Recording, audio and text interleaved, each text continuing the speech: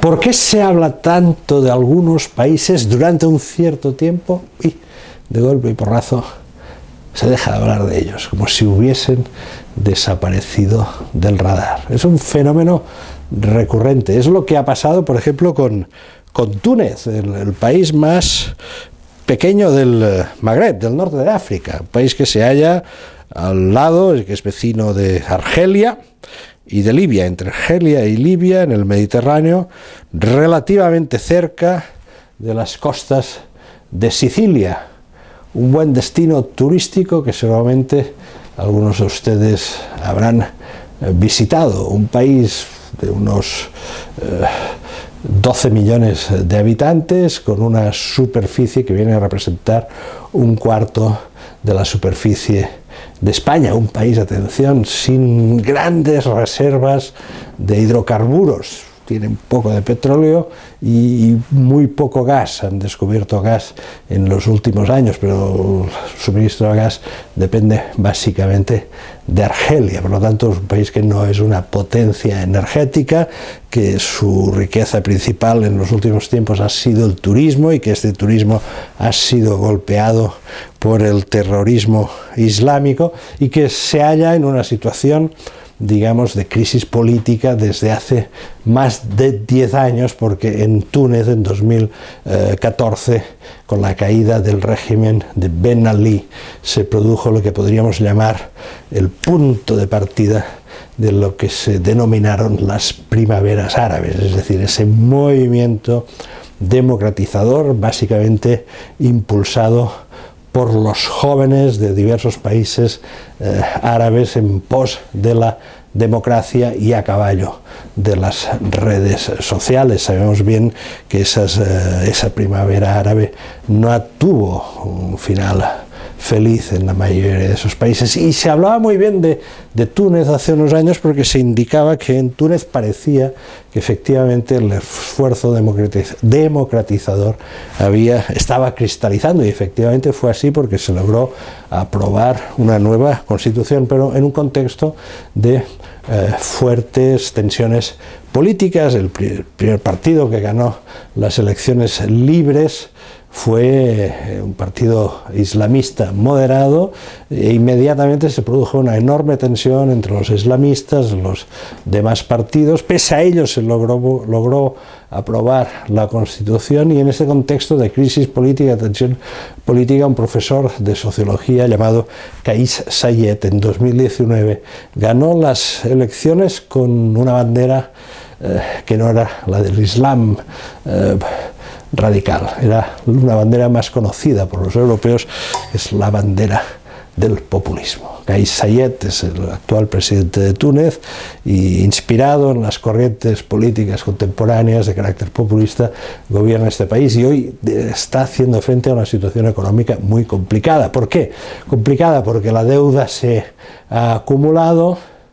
porque las consecuencias de la pandemia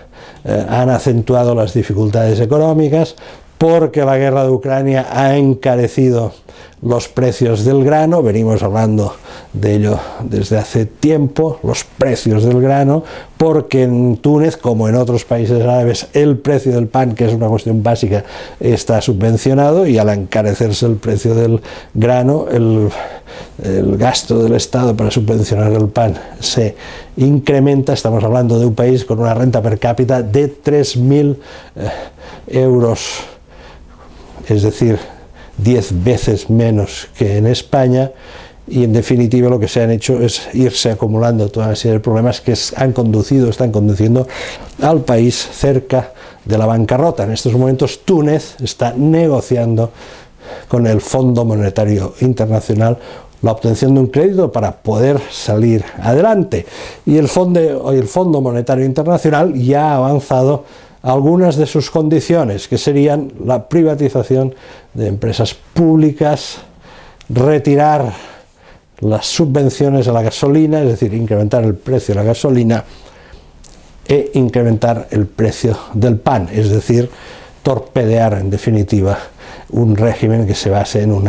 planteamiento de carácter populista. Saied evidentemente no quiere perder la popularidad, se está resistiendo a alcanzar un acuerdo con el Fondo Monetario Internacional, ha ido a buscar ayuda a Qatar, parece que tiene dificultades para encontrar otras fuentes de financiación y mientras tanto diversos países europeos se empiezan a preocupar. ¿Y por qué se empiezan a preocupar? Se empiezan a preocupar porque si la situación social en Túnez estalla en los próximos meses, se puede producir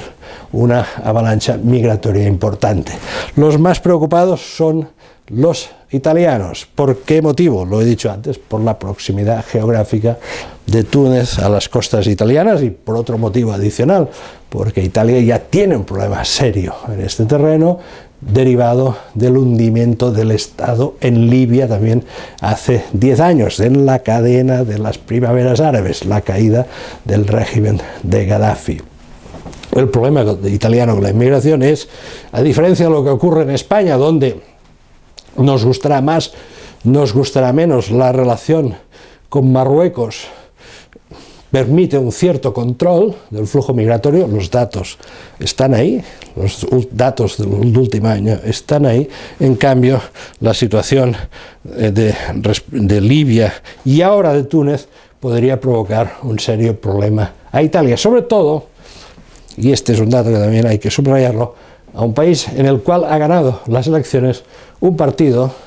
una fuerza política que ha llegado al gobierno con una bandera diciendo si nosotros ganamos se acaba el problema de la inmigración ilegal. Por lo tanto se comprenderá que en estos momentos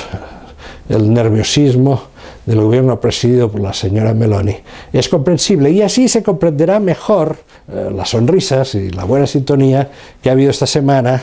en la reunión en Roma entre Giorgia Meloni